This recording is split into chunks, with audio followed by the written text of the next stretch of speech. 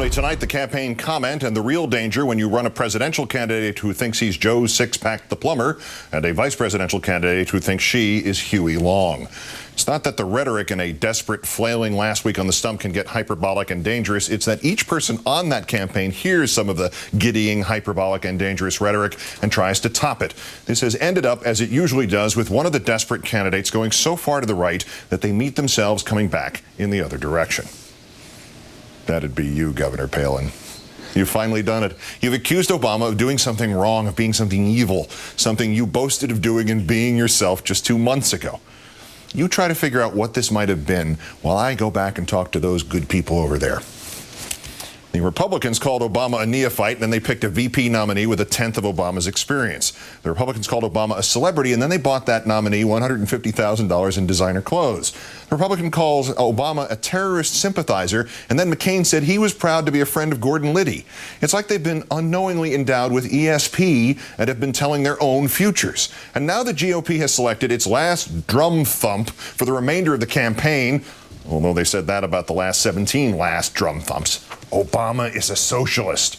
Missouri Congressman Todd Akin speaking near St. Louis. This campaign in the next couple of weeks is about one thing. It's a referendum on socialism.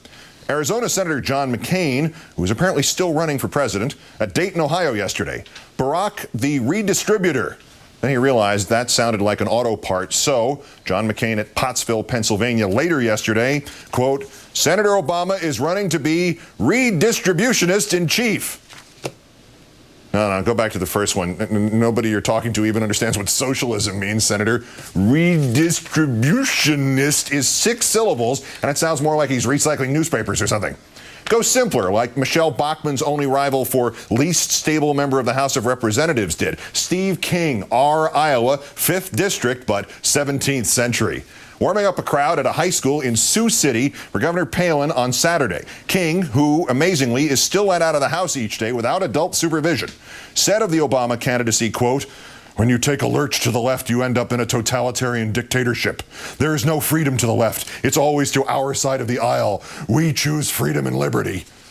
Presumably, that's why the congressman's party was good enough to torture prisoners, eavesdrop on Americans, suspend habeas corpus, demonize dissent, pay news organizations to run favorable stories, and generally come as close to a totalitarian dictatorship as any American president ever has. To choose freedom and liberty for Congressman King and invited guests, not for the country. Can you tell I'm stalling? I mean, I'm trying to give Governor Palin over there a couple more seconds to figure out how she managed to get herself, as Shakespeare wrote of people destroyed by their own evil plans, hoist with her own petard. Got it yet, Gov? Okay, remember saying that Senator Obama was telling J.T. Plummer that it would help the country to share the wealth, a sentiment with which anybody not receiving $150,000 in free clothing would probably agree? So you went off in Des Moines. You remember this?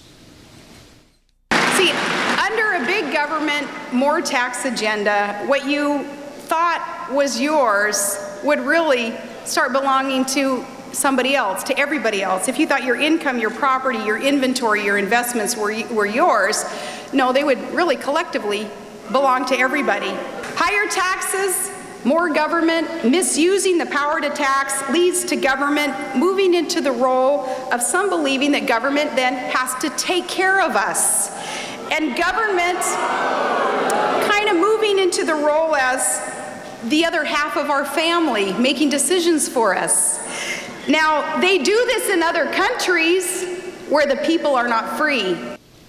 So, Gov, Obama's not just a socialist, not just a redistributionist, redistributor, maybe not just a totalitarian, maybe not just a dictator, he may be a communist. To paraphrase you in Des Moines, Governor, Obama wants to set up, unlike other candidates, collectively owning the resources by sharing that wealth and those resources. I mean, it's collectivist, sharing the wealth, socialist communism, I'd say. And still none of that sounds familiar to you, Governor? And Alaska, we're set up, unlike other states in the Union, where it's collectively Alaskans own the resources, so we share in the wealth when the development of those resources occurs. Who said that, Governor? Who was the collectivist share the wealther who was boasting to the reporter visiting from the New Yorker magazine of having been able to send a check for $1,200 to every man, woman, and child in the state since, quote, Alaska is sometimes described as America's socialist state because of its collective ownership of resources? Why, you said that, Governor. You're the share the wealth, collectivist, almost socialist governor, who also believes that income, property, inventory, and investments collectively belonging to everybody else leads to a misuse of power and government making decisions for us, turning countries into places where the people are not free. Places like Sarah Palin's America. Governor, all sorts of choice words apply here. Hypocrite, double talker, snake oil seller, socialist. Let me just stick with the one with which to bid you goodbye. You, Governor, are a fraud. That's Countdown for this, the 2008th day since the declaration of mission accomplished in Iraq. I'm Keith Olbermann. Good night and good luck. Our MSNBC coverage continues now with the Rachel Maddow Show, and always a pleasure to say good evening, Rachel.